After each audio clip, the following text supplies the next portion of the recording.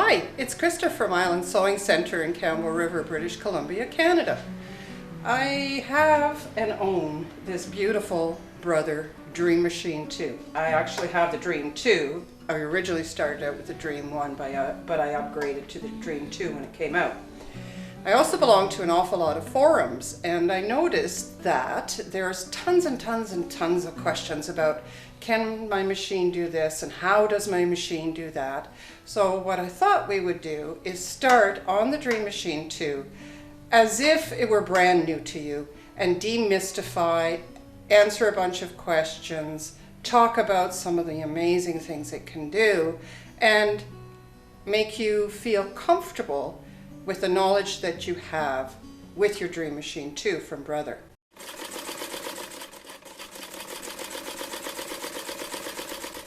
There is really no difference between the Dream Machine 2 in Canada and the United States, other than in Canada, we by law have to provide a French manual and the ability for the Dream to speak in French because Canada is bilingual, French and English. Where I live right now, English predominantly is the language, so I'm going to speak in English. But here she is. She's beautiful. She's big. They say 11 inches, but it's 11 and a bit. And there's quite a bit of room here. You notice that everything is streamlined. She's really, really pretty. And she's heavy. She's a heavy, heavy machine.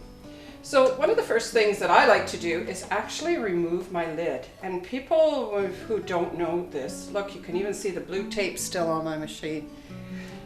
People who don't know this, you can actually just remove the lid by pulling straight up, and I'm going to have to stand up to do this, so just excuse me for a minute. And pulling straight up. Did you see that? It just goes straight up and straight down. There are 3 little slots in the back, and you can pull it straight up. You're not harming your machine. It's meant to do this. You're not hurting her in any way. This is a dust cover for when she's stored, but most of the time we like to add the added thread stand to her so this can be put away safely in another place. There, wasn't that simple?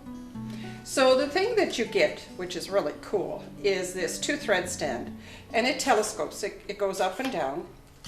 There's a little screw that comes with it, which allows you to fasten this in place so it doesn't twist and turn anymore like mine doesn't. And these little tabs that hold onto the thread just snap into receptors at the bottom. You'll also notice that there are 2 tabs at the back, and that is the flat side of the thread holder.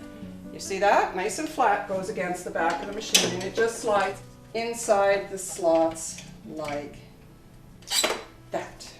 Did you see that? So it just, these 2, and then this kind of stops it from tilting. Your handle has to be down, not up. If it's up, it's always going to be in the way of your thread.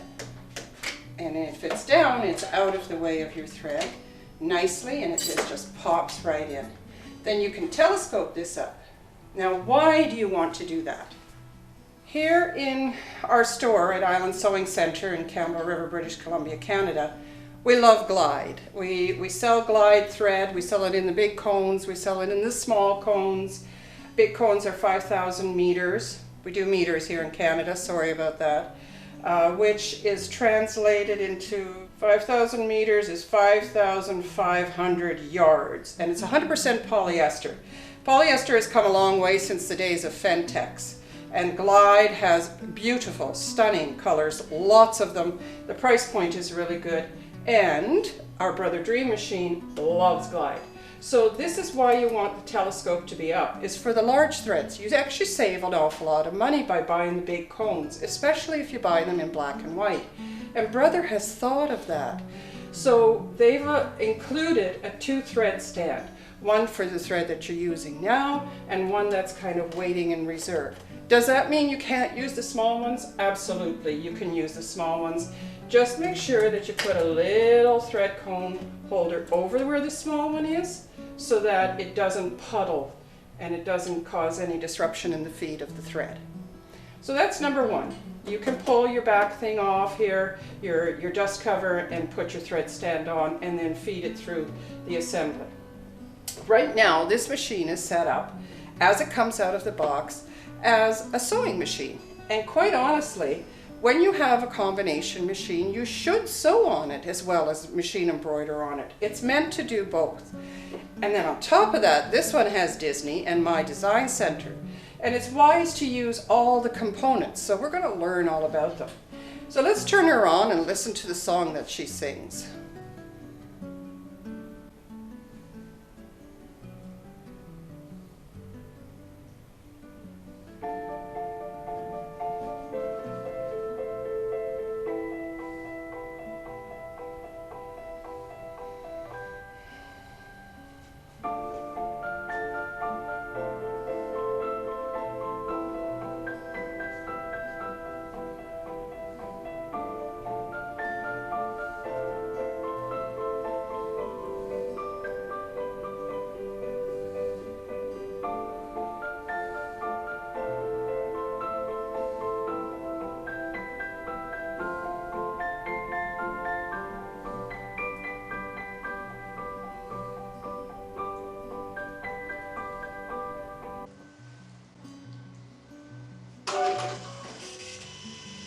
You'll notice that I touched the screen.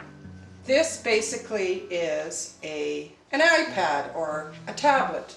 It's very touch sensitive, and it's very sensitive to touch as it is. So this is your opening screen.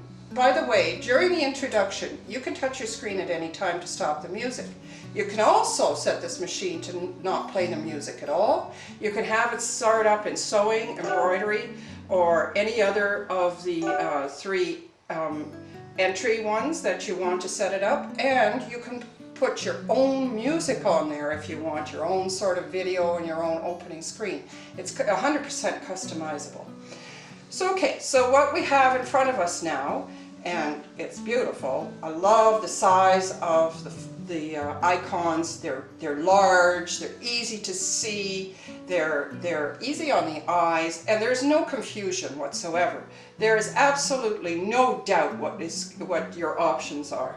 But I don't really want to talk about these right away. Let's talk about some of the settings and how we get into them. Okay? Now you'll notice at the very top there's a camera, and then it looks like a folder. This looks like a video of some sort. This has a foot with a circle on it, a lock, and a house. And we joke in our classes, because we have Dream Machine classes at our store, that I'm always telling people to go home. When I say that, I mean go to the home button, not actually physically go home. But where we want to go is up here to the second icon at the very top and touch that. This then opens your editing ability in either sewing, machine embroidery, or just standard settings. And you'll notice that there is a little black box around some of the settings. When you see an area that is not like this one, which is the volume, which I have at number 1, but number 5 for the light and number 4 for the screen display brightness, that is a standard factory go-to default setting. That's what that is. So if you ever feel nervous about changing a setting, don't, because you can change it to whatever you want, and as soon as it goes around that little black box again, it's back to the factory setting. So not to worry about ever pushing these buttons.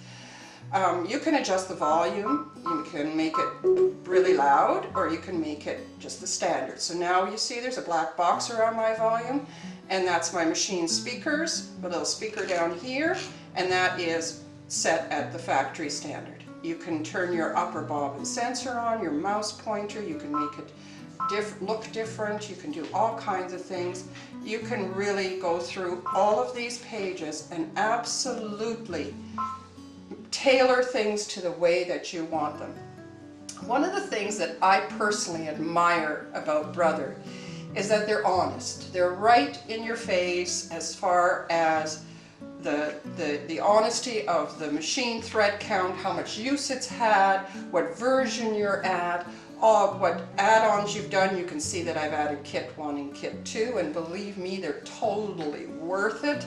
And what version I'm at. Brother updates about once a month or so, every couple of months, and it's worth it for you to update your machine.